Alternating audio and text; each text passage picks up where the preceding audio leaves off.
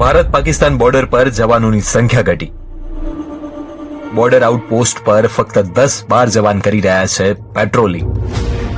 જવાનોની અછતને કારણે પેટ્રોલિંગનો વિસ્તાર વધી ગયો અને ઘૂસણખોરીનો ખતરો પણ વધ્યો છે.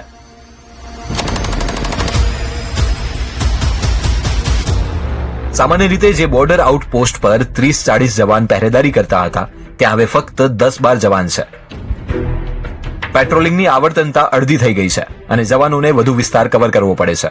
પહેલા 2 જવાન 500-600 મીટર વિસ્તારની દેખરેખ રાખતા હવે એ વિસ્તાર 1.5 થી 2 કિલોમીટર સુધી વધી ગયો છે. ભાસ્કરની ઇન્વેસ્ટિગેટિવ ટીમ, જેમાં અક્ષય વાજપેયી સામેલ હતા, તે ભારત પાકિસ્તાન સરહદ પહોંચ્યા.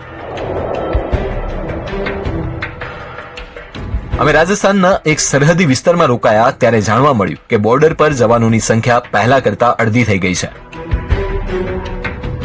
કારણ કે બીએસએફની 375 કંપનીઓ બિહાર ચૂંટણીમાં મોકલવામાં આવી છે.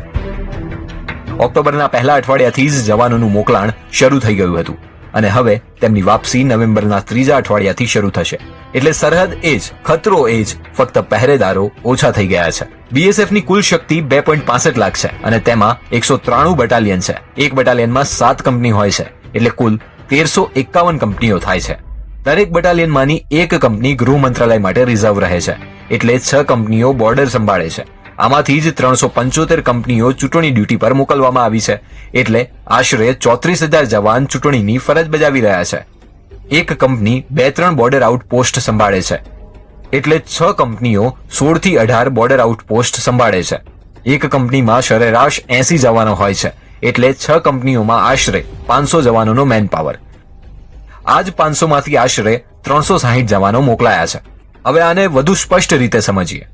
બીએસએફની એક બટાલિયનમાં સરેરાશ 1100 જવાનો હોય છે. તેમાંના 25% જવાનો રજા પર, 10% બીમાર, 50-60 એટેચમેન્ટ પર અને 360 ચૂંટણીમાં ગયેલા, એટલે ફક્ત 350 જવાનો બાકી રહ્યા.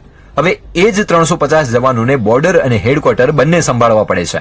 તેમાં 50-60 ડ્રાઈવર, 35-40 ક્લેરિકલ સ્ટાફ, કેટલાક ઊંટ સંભાળનાર, ક્લાર્ક, સીએમએચઓ અને રસોઈયા છે. એ બધાને બાદ કરતા બોર્ડર માટે ફક્ત 200 જવાનો બચ્યા. હવે આ